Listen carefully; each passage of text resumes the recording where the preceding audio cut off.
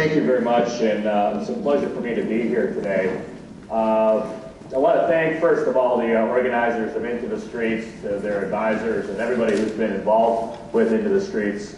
As was mentioned, I had the great opportunity when I was a student here at Michigan State University to start the Into the Streets program back in 1991, 1992. And it was really a point where we decided it wasn't just Michigan State, it was college campuses across the country who really we were getting sick and tired of the media especially talking about how students did not want to be involved in their communities, how we could not make a difference. And so on campuses across the country, we decided that we were going to start a movement. We were going to call about Into the Streets, about how we could take students from our universities and our classes and take them into troubled neighborhoods, working with nonprofit organizations, so we can engage them in the problem solving of our communities. Because we were sick and tired of people telling us that we were the leaders of tomorrow, and we were watching the leaders of that day not really doing anything. So we said we were going to do something. We were going to be part of that change. When I take a look at the Martin Luther King holiday, I often use that as an opportunity at a time to reflect, as many people do. When I went to school here at Michigan State University, I was a history major, and so I always like to do a little bit of research. And as I took a look at Martin Luther King, I wanted to see when and if he ever came to Michigan State University, and he actually did. He came almost 45 years ago. He came to East Lansing, Michigan State University on February 11th, 1965.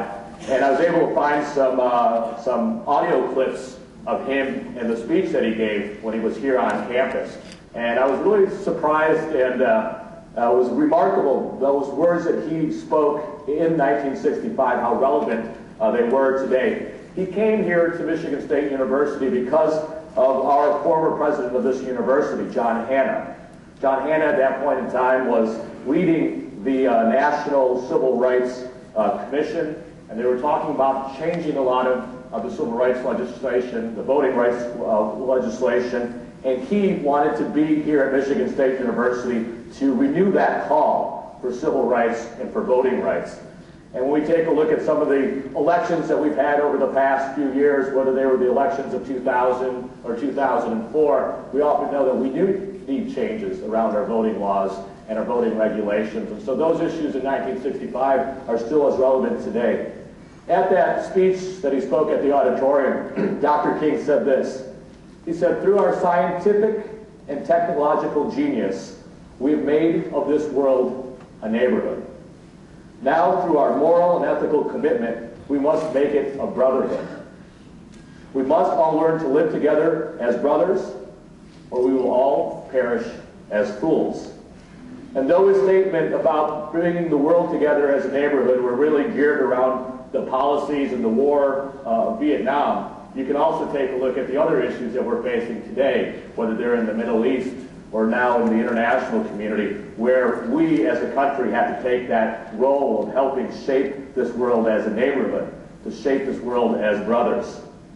And the third reason Dr. King came to Michigan State University was because he was raising money for a Michigan State University student group. It was called STEP, and that stood for the Student Educational Program.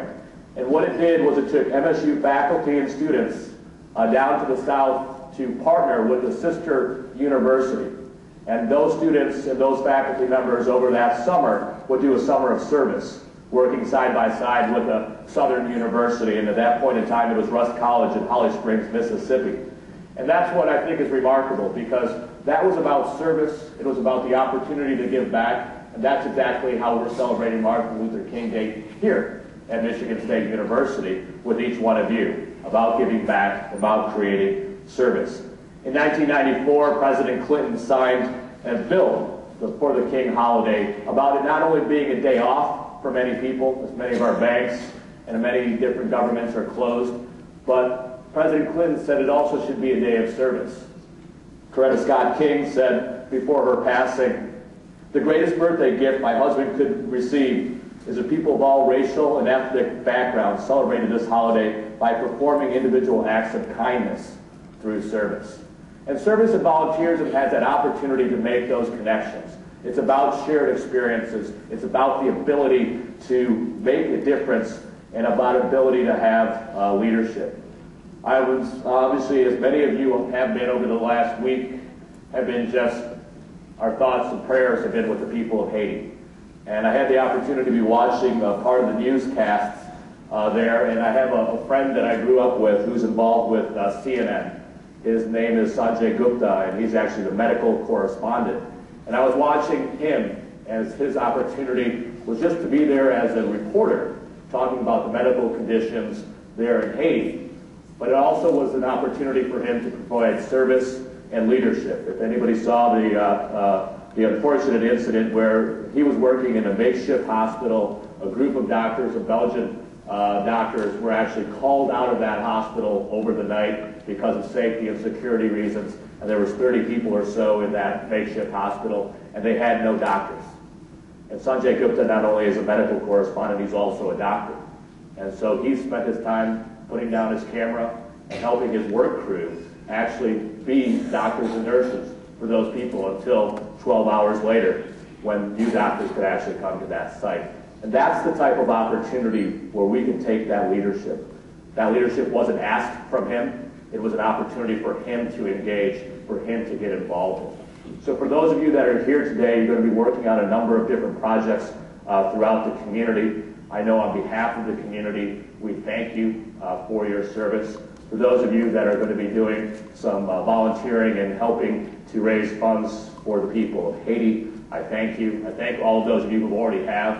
I think it's been one of the most incredible things to watch is the opportunity and the ability of our citizens to engage around Haiti, around raising dollars and resources, using new technology. I think they've said this is the largest texting, volunteering, and donation campaign that's ever happened in the history of nonprofit management. And so it's an opportunity for us to engage and help and support. So I just want to say to each one of you, thank you for taking the leadership. Thank you for giving this day of service. And thank you for the commitment that you will continue to do as you go throughout your time here at Michigan State University and as you enter the workforce. Because we can take the words of Dr. King, that we as individuals can be people that can make a difference. Because as he said, everybody can be great because everybody can serve. So thank you very much. Enjoy your day. And God bless you. Thank you.